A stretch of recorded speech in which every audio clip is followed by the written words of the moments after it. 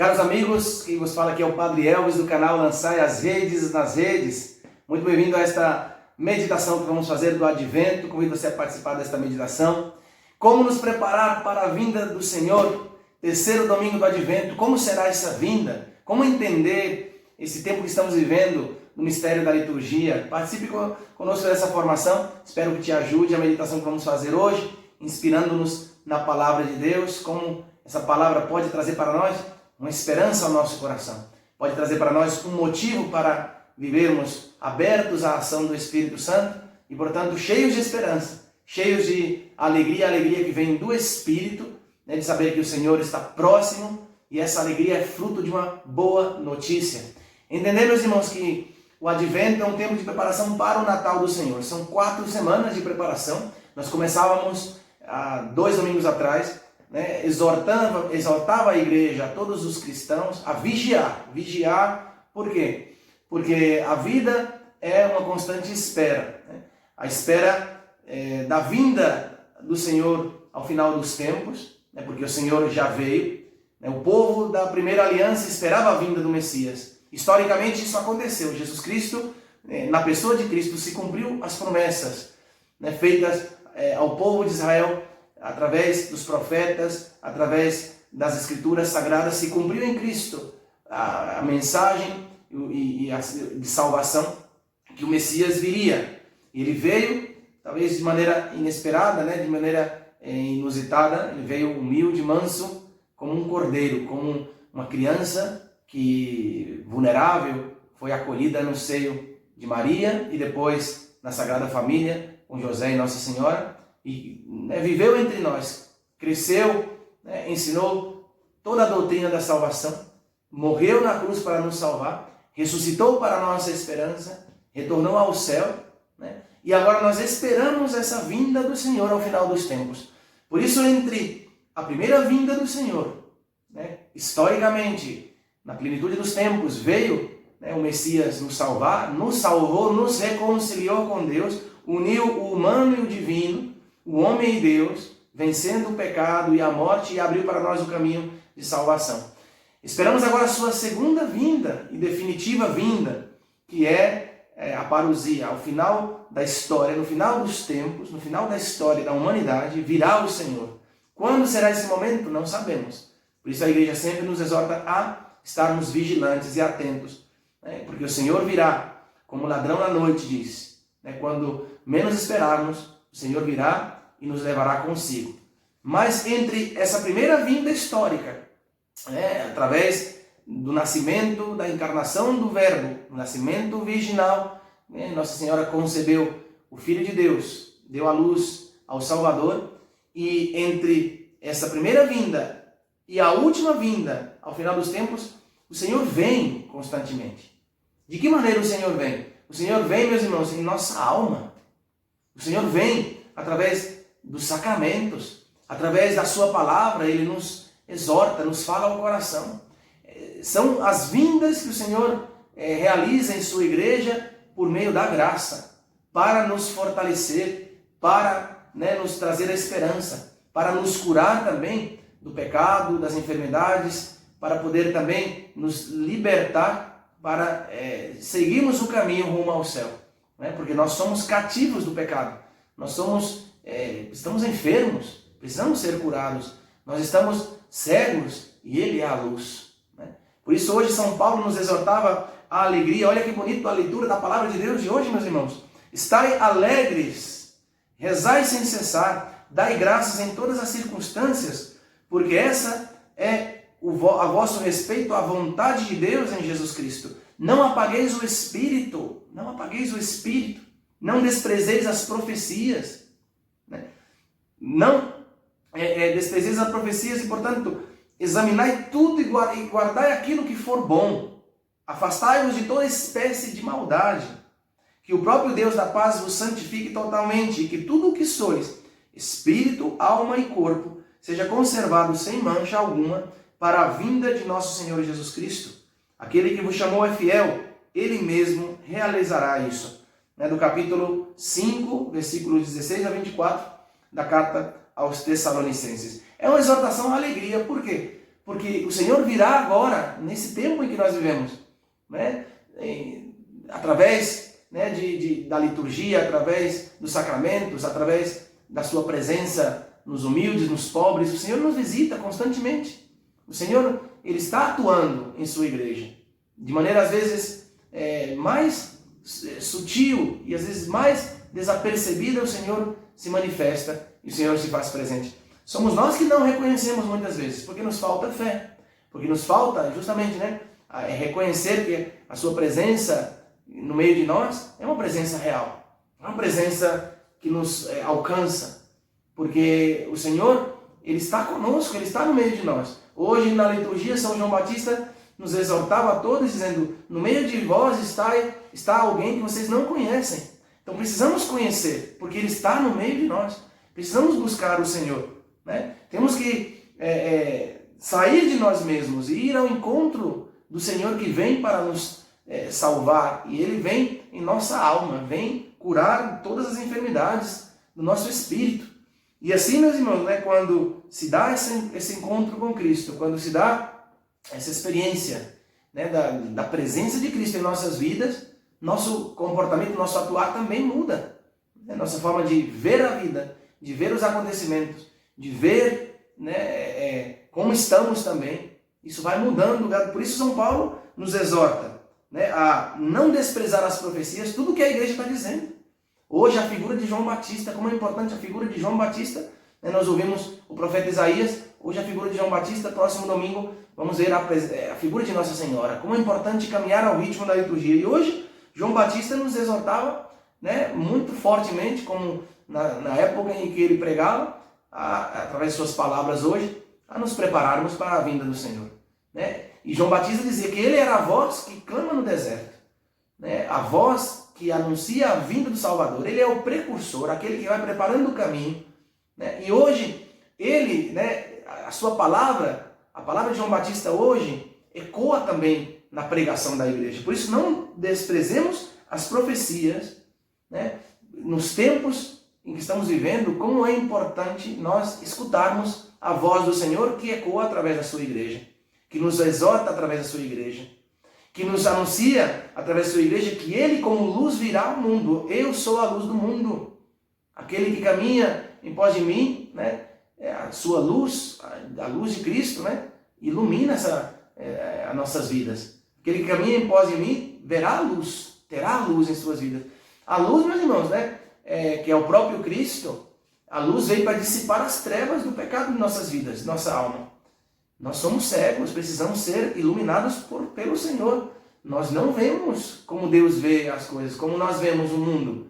Como Deus, não, nós vemos segundo a nossa medida humana, segundo a nossa falta de fé. Por isso nós nos abatemos, nos entristecemos, por isso nós nos desanimamos, por isso às vezes perdemos a esperança e a fé, porque em meio de tantas calamidades e tantas tribulações, é necessário ver com os olhos de Deus os acontecimentos e os tempos em que estamos vivendo com a luz de Cristo.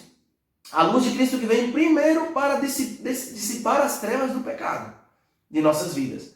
Muitas vezes nós pensamos que não temos pecado, e esse é o pior pecado, né, que estamos vivendo hoje em dia, é pensar que não temos pecado. Pensar que eu não tenho nada, né, para resolver na minha vida, que está tudo muito bom, e não é verdade. Como está o teu relacionamento na tua casa? Com a tua esposa, com teu esposo, com teus filhos? Como está teu relacionamento com Deus? Como está, né, você também, como você vive consigo também a autoaceitação de tuas limitações, teus defeitos? Você tem paz no teu coração? Você tem alegria? Você tem esperança?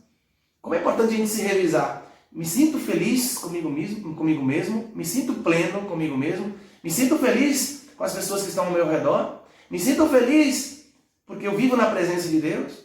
Ou temos que revisar tantas e tantas coisas e vemos que tem muita coisa aí para, né, ser mudado. Então a luz vem justamente para iluminar nosso entendimento e nosso coração e revelar o que está oculto para que Deus possa curar, né, para poder libertar aí de tantas amarras do pecado que ao longo da nossa caminhada isso vem nos impedindo a avançar na vida espiritual. Claro que deixar-se iluminar pela luz não é fácil, claro que deixar-se iluminar pela luz, porque a luz ela traz a verdade de quem somos, do que há no nosso coração, e muitas vezes nós não estamos dispostos a acolher essa verdade em nós. Por isso é necessário um coração humilde, coração, né, pobre, um coração pequeno, para poder, né, a luz da verdade, da palavra, deixar-se iluminar. E não viver no auto-engano, na auto-justificação, para que, encontrando o Senhor essa disposição interior, possa iluminar o que está escondido e curar e extirpar, arrancar do teu coração tantas e tantas coisas que são mazelas que a gente arrasta na nossa vida espiritual. Santa Teresa, ela dizia, uma experiência que ela teve de oração, de experiência mística de Deus, Santa Teresa dizia que ela se considerava uma pessoa muito boa, porque ela era freira, ela rezava todos os dias, comungava, né, vivia num convento, e ela disse que teve uma experiência muito forte, né, dessa iluminação espiritual, quando ela, em oração, ela imaginou a sua alma como estando num quarto, meio que em penumbra, e ela via os móveis e as mesas e as cadeiras, e tudo ao redor, parecia tudo muito limpo. O chão, tudo. Né? Até que, né, abrindo a janela, diz ela, abrindo a janela, e quando a luz do sol entrou, com toda a sua força e esplendor, ela começou a ver quanto pó estava ali naquela casa, naqueles móveis. Quantos resíduos. Né? Isso que ela viveu assim como uma iluminação, como né, uma iluminação que ela teve, como, sabe, uma visualização, que ela visualizou a sua alma, mas desde Deus, porque o Espírito Santo iluminou ela desde dentro, ela viu quanta coisa precisava mudar, quanta coisa precisava melhorar. Né? Olha como é essa imagem, como é muito, sugere muito. Você imagina um vidro, por exemplo, né, um vidro onde deve passar a luz do sol. Se não há nada que obstrui, né, que obstaculiza a luz do sol, clareia tudo que há através desse vidro, através dessa janela, que deve ser uma passagem para a luz. Mas imagina se essa janela está toda embaçada, toda suja, algo de luz vai passar, algo de claridade vai iluminar o quarto. Só que não é a mesma coisa se o vidro está todo ele purificado. A mesma coisa é a nossa alma. Como está a nossa alma? Nossa alma reflete a luz de Deus para os demais? Nossa alma reflete a bondade de Deus para os demais? Né? Somos luz porque Deus nos ilumina? Ou há muita coisa que obstaculiza minha alma e que impede que a luz atravesse minha alma e alcance os demais? Né? De que maneira? Né? Quando Deus está em mim me iluminando, né? Deus transforma em si aqueles aos quais Ele se une. Se Ele é a luz e eu estou unido a Ele que é a luz, eu sou luz para os demais. Sou luz na minha casa, sou luz no meu trabalho, sou luz na paróquia. Mas se eu estou vivendo distante da luz, por isso tem muitas pessoas que fogem da luz. Tem medo da luz. Tem medo de encarar a realidade de como estão eles verdadeiramente por dentro. Né? Não se confessam, né? Pensam que não precisam se reconciliar com Deus. Pensam que não tem pecado. E esse é o pior pecado, pensar que não temos pecado. Pensar que já estamos né, num nível de espiritualidade elevadíssimo, que não precisamos da igreja, que não precisamos dos sacramentos, que não precisamos nos reconciliar, pedir perdão, nos confessar nossos pecados. Isso é muito sério, isso é muito preocupante, porque isso já é a cegueira que o pecado causa em nós. Essa apatia espiritual, essa tristeza, esse desânimo. Olha como estão os teus pensamentos, olha como está o teu atuar, como está a tua vida.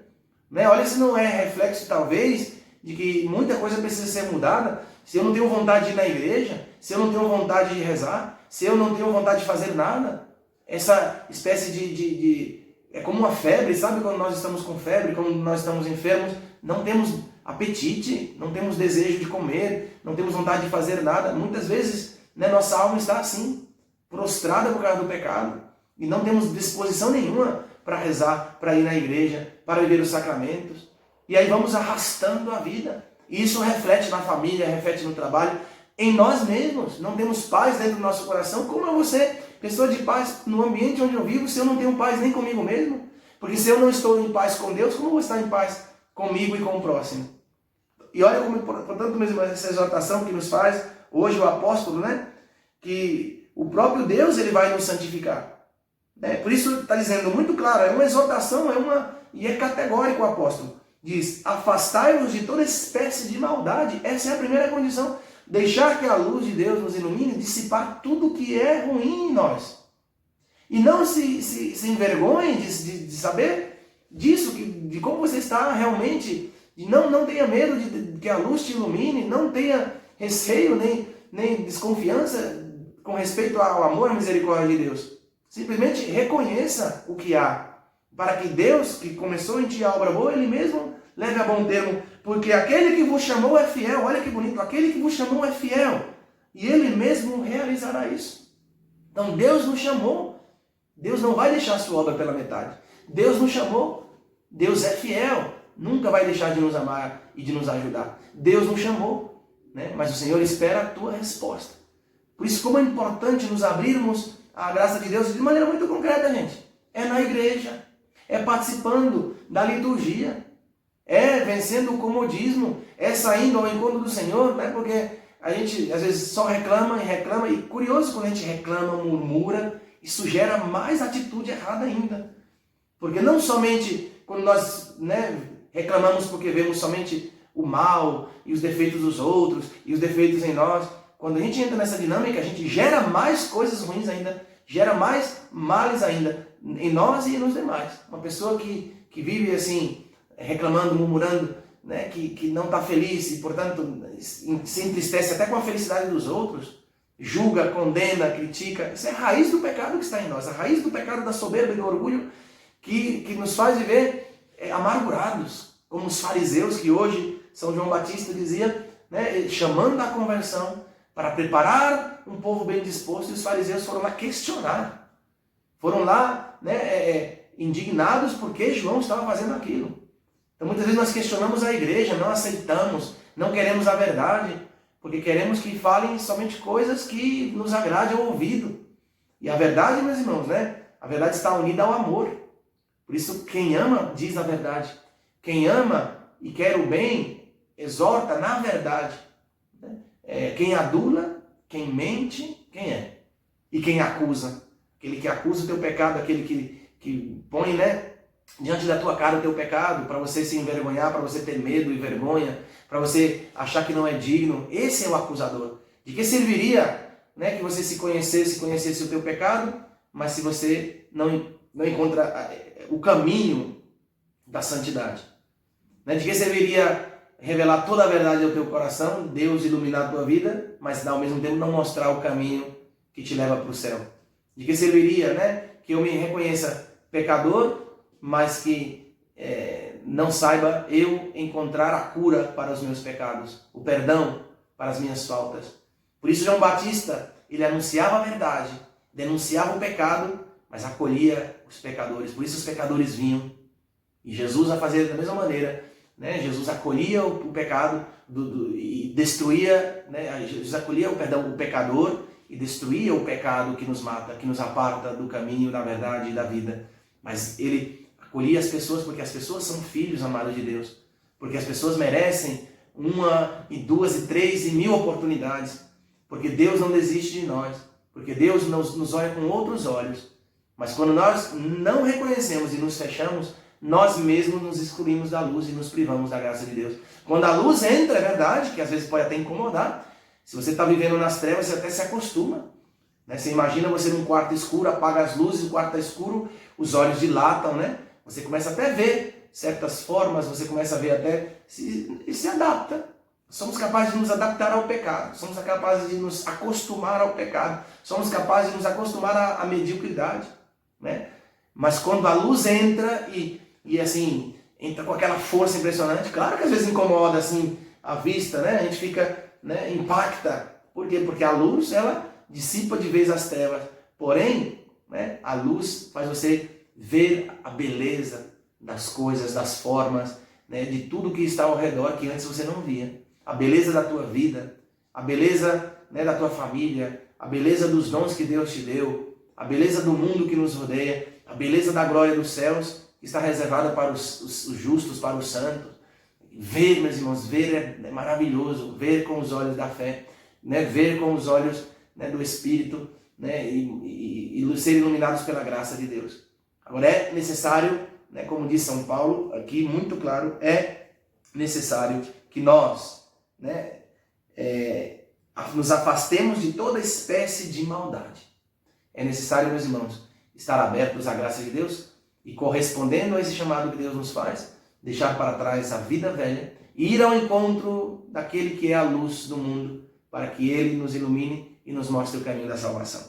Próximo domingo, se Deus quiser, né, a presença de Maria em nossas vidas na igreja também, né, nos mostrando o caminho, a verdade e a vida, que é seu Filho Jesus Cristo. Maria nos dá Jesus, por isso Maria sempre aparece, né, nas imagens sagradas, sempre aparece com o menino Jesus nos braços, e ela, né, que vai aparecer na liturgia como aquela que quem recebeu o anúncio do anjo, a primeira que recebeu a graça do Evangelho foi Maria. Alegra-te, Maria, o Senhor está contigo. Né? E Maria, ao abrir-se à luz de Deus, a graça de Deus, deu a luz ao mundo, deu a luz o Salvador que veio nos resgatar das trevas, do pecado e da morte. E com ela nós vamos esperar o Salvador e fazer tudo o que Ele nos disser, porque esse é o mandato da Virgem Maria. Faça tudo o que meu Filho vos disser, porque Ele vos salvará dos vossos pecados. Essa meditação espero que te ajude, né? Espero que, né, possa um pouco assim nos motivar, nos prepararmos melhor para o Natal, né? E se você também sentir no teu coração o desejo de buscar o Senhor e a luz de Cristo, não hesite, é um chamado que Deus está fazendo através do seu Espírito. Ainda é tempo, meus irmãos, né? Estamos no terceiro domingo, próximo domingo, já vésperas aí do Natal, né? Vai buscar se reconciliar com Deus, busque a confissão sacramental, intensifique a oração, prepare o teu lar, mas principalmente o teu coração, porque o Senhor quer nascer aí no teu coração. Se te ajudou essa formação, essa meditação, né? Espero que sim, que seja para a maior glória de Deus e para o bem das almas. Se você não é inscrito no nosso canal, se inscreva no nosso canal, deixa aí o teu like, ajuda muito para que muitas pessoas também sejam alcançadas por essas formações, né? E divulgue o nosso canal para muitas outras pessoas também. E até a próxima, se Deus quiser, até a próxima formação. Deus abençoe. Até mais.